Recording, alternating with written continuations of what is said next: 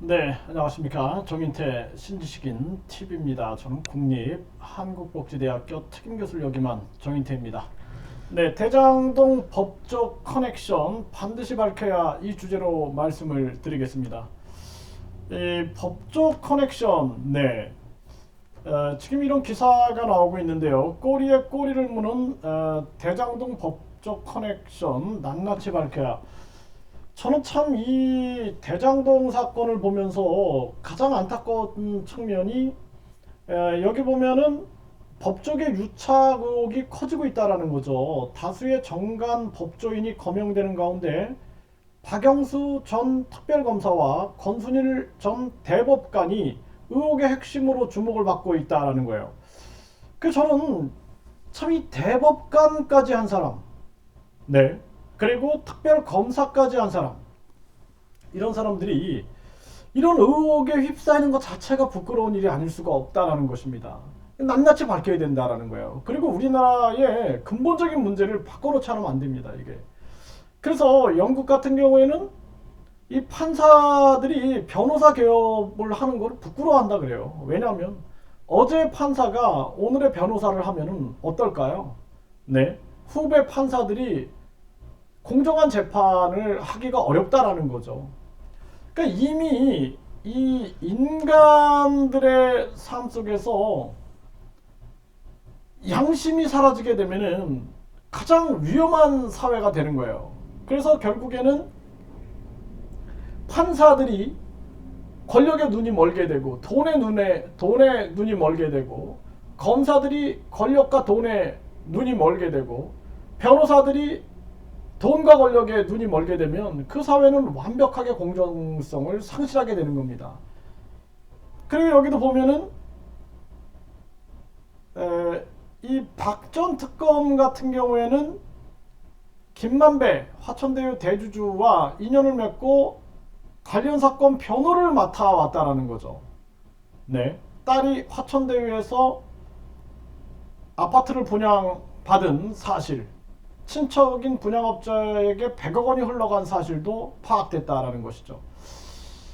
참 그 국정농단 수사로 국민적 지지를 받았던 그러한 사람의 추락이 너무나 안타깝죠. 그래서 이런 것들이 보면은 뭐 변호사, 뭐 검사, 대법관, 이런 사람들이 연관이 돼 있다라는 거예요. 그래서 미국의 법학자 프레드 로델은 이렇게 말했대요. 부족 시대엔 주술사가 있었다. 부족 시대엔 주술사가 있었다. 중세엔 성직자가 있었다.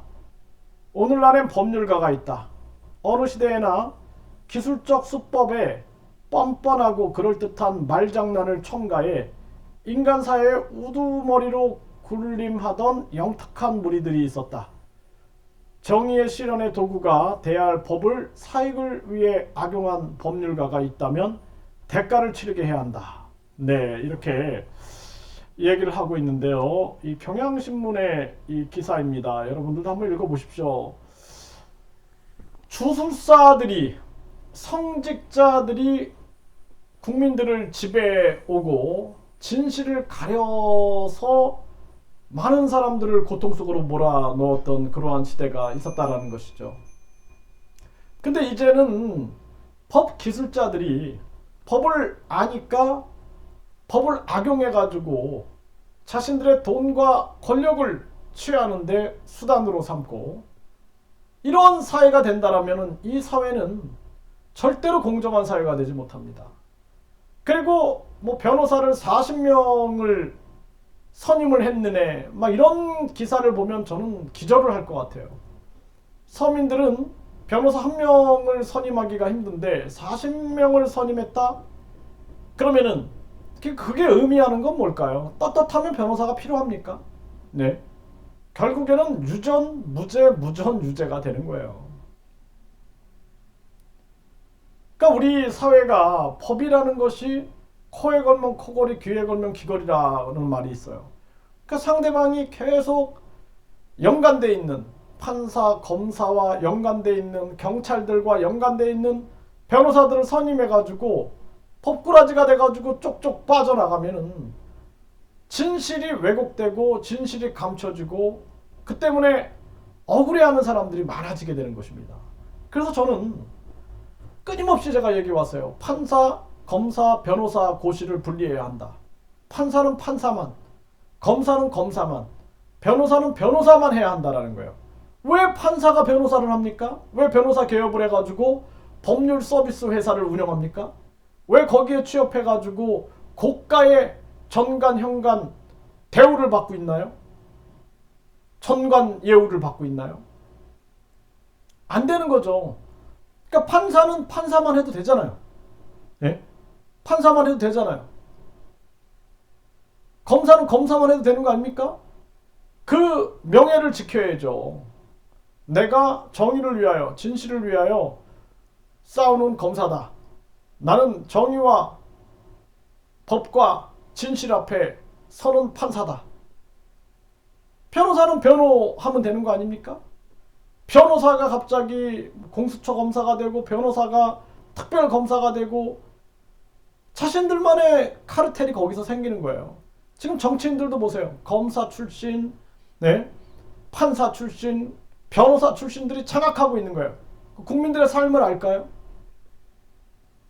도리어 저는 자영업을 해본 사람들, 기업을 해본 사람들, 이런 사람들이 양심을 가지고 정치를 해야 한다. 양심이 가장 중요한 거예요. 그렇지 않으면 이 대한민국 구할 수가 없어요. 양심이 다 쓰러진 속물들이 정치를 하는 세상이 열리는 거죠.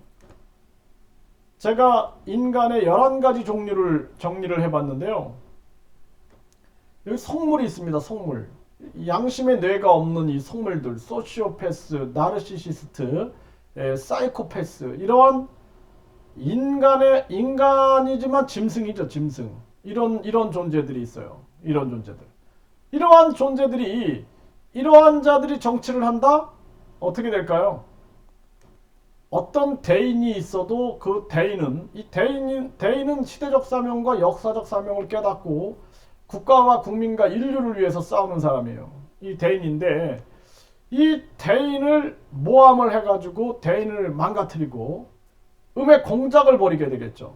그리고 이들이 장악해서 이들이 추구하는 것은 돈과 권력과 성욕, 돈과 권력, 성욕, 자신들의 쾌락을 위하여 진실이고 정의고 모든 것을 다 짓밟을 수 있는 거예요. 이게 속물들입니다.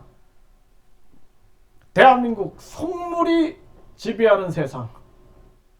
그래서 엉망진창이 돼버린 겁니다. 이 나라가. 그래서 이 나라를 반드시 바로 세워야 된다. 이런 말씀을 드립니다.